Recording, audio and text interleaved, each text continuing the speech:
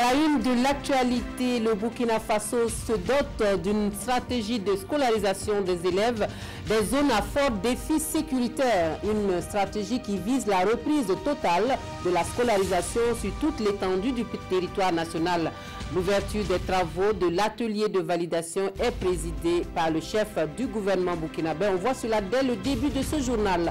En Ouganda, le parti au pouvoir annonce avoir approuvé la candidature de Yoweri Museveni pour la présidentielle de 2021. Le président au pouvoir depuis 33 ans devra briguer un 6e mandat consécutif, une annonce qui fait réagir l'opposition qui accuse le chef de l'État ougandais de vouloir rester président à vie. Bonjour, merci de nous rejoindre pour les actualités de la mi-journée sur la télévision du Burkina. Très bon appétit à vous qui êtes à table. Cela dit, la stratégie de scolarisation des élèves des zones à fort défi sécuritaire au Burkina Faso en cours de validation à Ouagadougou. Cette stratégie se présente comme une solution pour la reprise totale des cours sur toute l'étendue du territoire national après la fermeture des écoles dans certaines localités du pays du fait des attaques et des menaces terroristes. La reprise des classes dans ces zones est une préoccupation pour le Premier ministre qui préside les travaux de l'atelier de validation qui a ouvert ses portes ce matin en présence de Nongba Kouda et Adama Koulibaly. La recrudescence des attaques terroristes depuis 2016 a malheureusement entraîné la fermeture d'écoles dans certaines zones au Burkina Faso. Une situation qui porte atteinte à l'un des droits fondamentaux des élèves, à savoir l'éducation. Et pour y remédier, l'État a élaboré une stratégie de scolarisation des élèves des zones à fort défi sécuritaire qui doit être validée au cours de cette rencontre. La présente stratégie soumise à validation a été élaborée de manière inclusive, avec la participation effective de l'ensemble des parties prenantes. Elle intègre des démarches et des approches innovantes à mettre en œuvre dans ces zones pour que les principaux bénéficiaires que sont les apprenants comblent rapidement les retards dans les apprentissages. Elle repositionne en outre l'école dans la communauté, en fait l'émanation et le projet co-construit avec celui-ci, rompant ainsi avec l'insularité de l'école que dénonçait le professeur Kizerbo. Enfin, elle est en même temps une révolution qui pourrait à terme changer profondément le système éducatif burkinabé. Pour la mise en œuvre de cette stratégie, les partenaires techniques et financiers de l'éducation et de la formation appuient l'État burkinabé. Avec le constat chaque jour du nombre croissant des écoles fermées et des milliers d'enfants privés de leur droit fondamental à l'éducation, l'insécurité s'inscrit incontestablement aujourd'hui au nombre des défis auxquels fait face le système éducatif au Burkina Faso. Face à cette situation qui nous préoccupe tous, nous devons trouver ensemble les meilleures stratégies à mettre en œuvre pour relever le défi. C'est donc avec un réel plaisir, un intérêt très sincère que les partenaires techniques et financiers sont présents à cet atelier de validation aujourd'hui. Cette stratégie vise donc à redonner espoir aux élèves et enseignants en assurant une sécurité à l'institution scolaire, socle de la nation. En santé, les acteurs de la lutte contre le VIH-Sida envisagent une relecture de la loi 030 du 20 mai 2008 qui, semble-t-il, fait ombrage aux articles protecteurs limitant ainsi sa pertinence. La rencontre entre les 10 acteurs et les parlementaires se veut un plaidoyer pour un engagement des députés pour accompagner cette relecture. Le point complet des échanges avec Moussa Ouedraogo et Maxime Zongo. 10 ans après, les parlementaires se rencontrent pour la relecture de la loi numéro 30, une loi qui est adoptée pour lutter contre le VIH et les IST. Un défi majeur de la stratégie nationale de développement durable. Un plaidoyer qui vise à redynamiser les lois passées pour les réadapter aux conditions actuelles. Et il y a que des lois doivent essayer de voir pour protéger. Et le dynamisme de ces lois est l'objectif poursuivi aujourd'hui par le réseau et les partenaires. Pour le secrétaire permanent du CNLS-IST, avec le contexte sanitaire actuel de l'évolution du VIH, il est nécessaire de revoir la loi en vigueur. Une lecture qui va permettre de briser certains obstacles, dont l'accès au dépistage direct. L'accès aux ARV, la disponibilité des tests fait en sorte qu'il fallait revoir les dispositions premières qui avaient été mises en place. Maintenant, on discrimine les gens sur des faits de leur comportement ou de leur attitude et nous pensons que si on doit arriver vers 2030, il faudrait que tout le monde puisse avoir accès sans aucune peur possible. Si nous prenons le cas du dépistage et de l'annonce des résultats, au niveau des enfants, il y a manifestement un problème parce qu'il y a 10 ans, on ne voyait pas poindre le VIH chez les enfants. Maintenant, on sent que même les jeunes et les adolescents sont infectés. Au terme de cette rencontre, des aménagements feront l'objet d'un plaidoyer auprès des parlementaires. Un argumentaire de l'avant-projet de la loi sera présenté afin de recueillir les opinions des parlementaires et leurs recommandations. C'est fait, le litige qui oppose la société Hero à United Bank for Africa UBA Burkina depuis plus d'une décennie connaît un dénouement, et cela par l'entremise d'une signature d'accord transactionnel conduite par le médiateur du Faso, un acte qui met fin à un long contentieux entre les deux parties. Rien n'a filtré des protocoles d'accord, mais des protagonistes se veulent rassurants quant à la continuité de leur partenariat. Reportage Idrissa Warga, Zoubaviel David Dabiri. Une signature de protocole d'accord et c'est la fin d'un contentieux de près d'une quinzaine d'années entre la société Hero et la United Bank of Africa UBA Burkina Faso. Ce protocole d'accord transactionnel permet à Thomas Bagenzare, gérant de la société Hero, d'entrer en possession de ses droits après moult péripéties.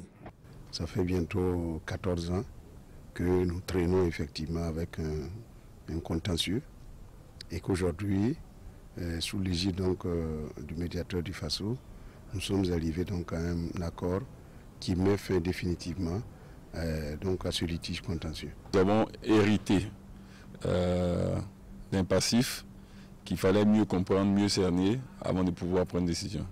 Et donc c'est ce qui justifiait que la banque défendait bien sûr sa position. Mais bon, je veux dire, on est arrivé à un stade où on a compris qu'il fallait effectivement, sous l'égide du médiateur, trouver une issue. Cette signature d'accord est le fruit de plusieurs tractations entreprises par le médiateur du Faso et les deux parties. Sarah Sirimé salue le sens du dialogue et le mode de règlement conciliant et consensuel de ces litiges. C'est un exemple qui peut être un exemple à implémenter au Burkina Faso afin d'amenuiser au maximum tous les dysfonctionnements et toutes les frustrations que nous pouvons connaître. Ce contentieux judiciaire existe depuis l'ère de la Banque internationale du Burkina, détenant à l'époque des capitaux publics avant sa reprise par le groupe UBA. Tout serait parti d'une injonction de paiement qui aurait causé des préjudices au sieur Bagamzari. Le dernier demandera plus tard rétribution de ses droits.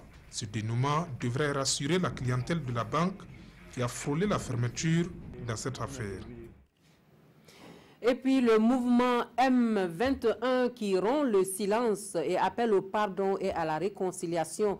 Les leaders du mouvement de la société civile invitent les dirigeants actuels à composer avec l'ensemble des Burkinabés dans la recherche de la paix et de la cohésion sociale. Ils ont animé un point de presse sur la situation nationale. Reportage Moussa Ouedraogo, Pascal Kane.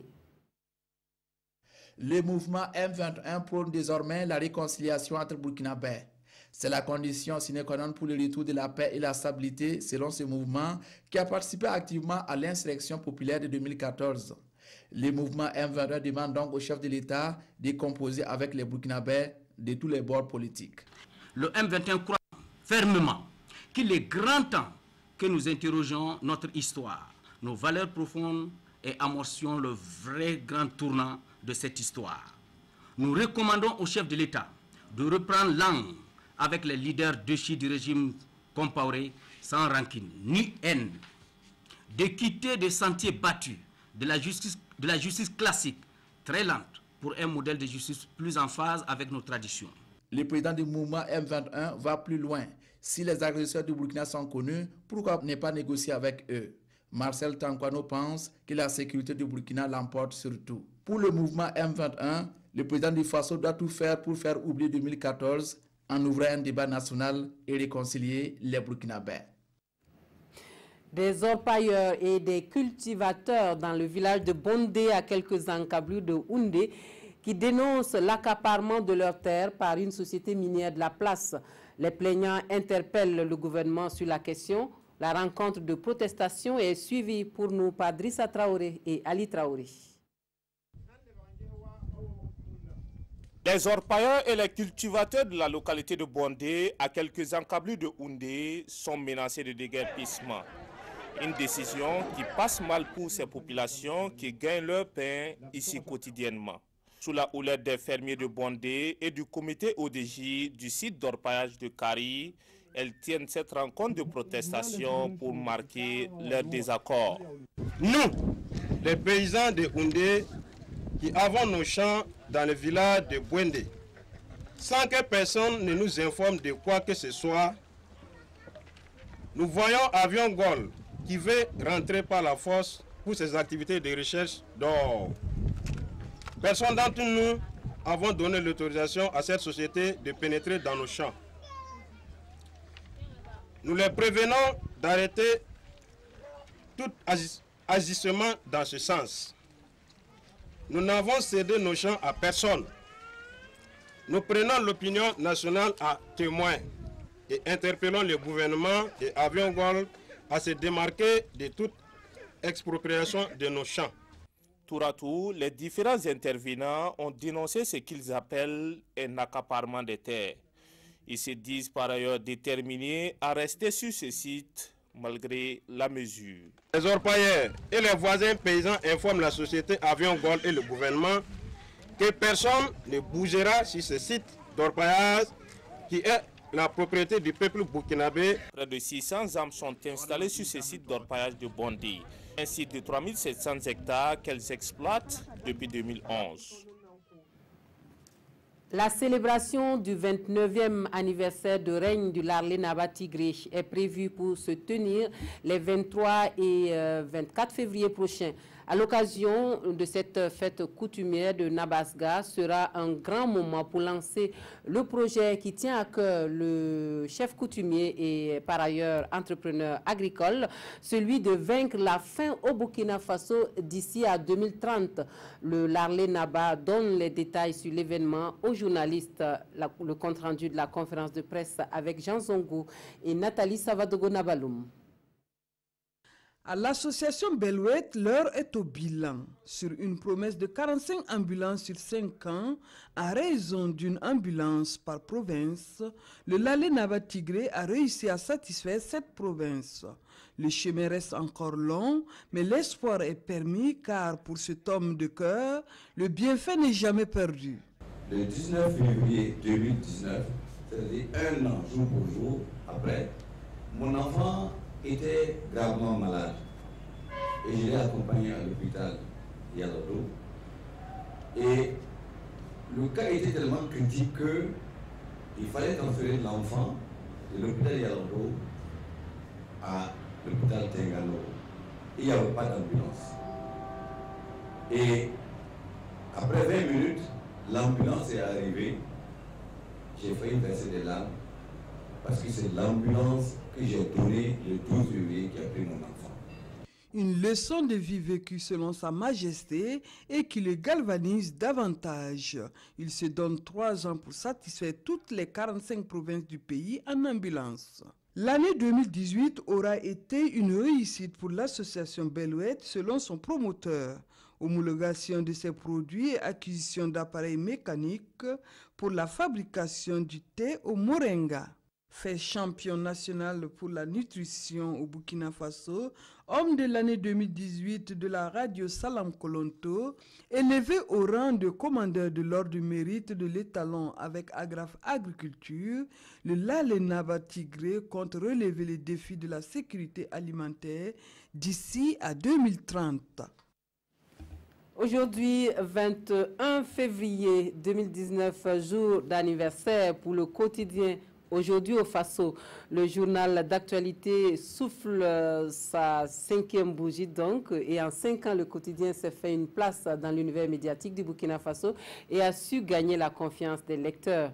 Le journal nourrit encore de grandes ambitions pour l'avenir, un avenir qui pourrait être menacé par la morosité économique que connaissent les entreprises de presse au Burkina Faso. Césaire Carrefour, Zubaviel David Dabiri. Le journal Aujourd'hui au Faso, dernier né des 6 quotidiens burkinabais, a 5 ans d'existence. 5 ans d'analyse de l'actualité nationale et internationale et surtout 5 ans de contribution à l'enracinement de la démocratie au Burkina Faso. En 5 ans, j'estime que, comme je le dis souvent, nous avons brûlé notre part de poudre. On a des articles, des éditoriaux et puis des reportages objectifs et circonstanciés. Et pour être en phase avec l'évolution du monde, le Canard s'est ouvert aux technologies de l'information et de la communication. Il donne ainsi la possibilité à son lectorat de s'abonner au format numérique. À terme, le quotidien compte s'étoffer de nouvelles grilles. Il y a beaucoup de défis que nous n'avons pas pu relever, à commencer par étoffer vraiment le journal. Nous sommes à 12 pages, nous voulons, sauf si le jour où nous avons plus de publicité, nous allons jusqu'à 16, 20.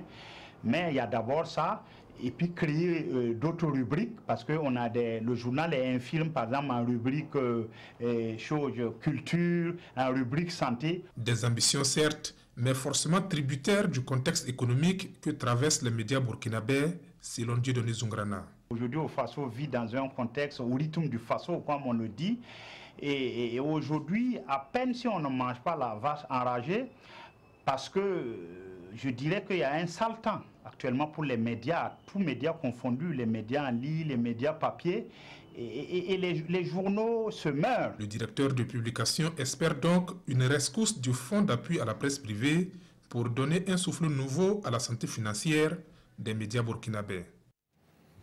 Hors de chez nous, en Ouganda, le parti au pouvoir annonce avoir approuvé un 6e mandat pour le président Yoweri Museveni.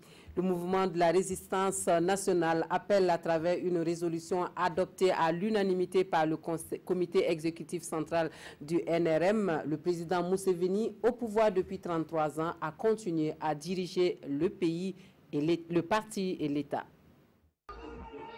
Yoweri Museveni pourrait peut-être briguer un 6e mandat à la tête de son pays. Le mouvement de la résistance nationale au pouvoir en Ouganda a désigné le président ougandais, 74 ans, comme son candidat à l'élection présidentielle de 2021. Pour cette formation politique, Museveni doit rempiler afin, je cite, d'éliminer les freins à la transformation du pays.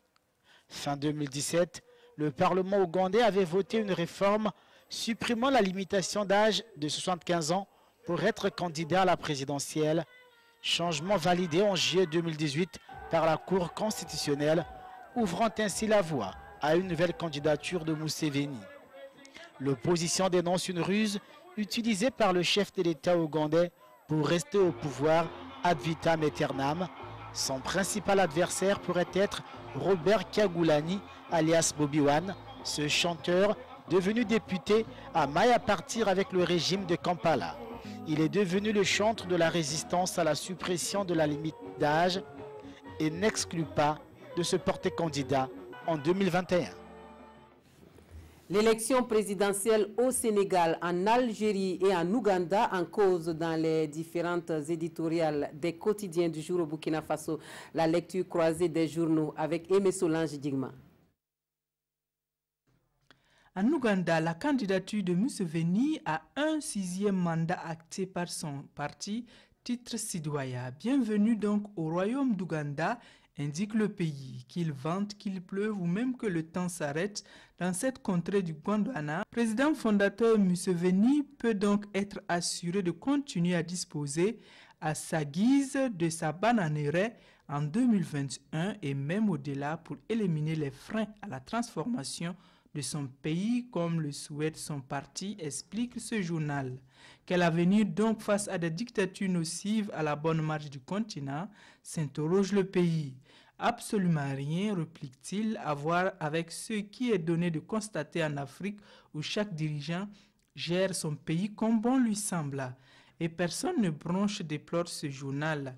C'est le cas également en Algérie où le président Abdelaziz Bouteflika, après 20 ans de pouvoir, a été désigné par son parti, le FLN, pour être candidat à la présidentielle du 18 avril 2019, indique l'observateur Palga, qui se demande d'ailleurs quelle opposition contre Boutef.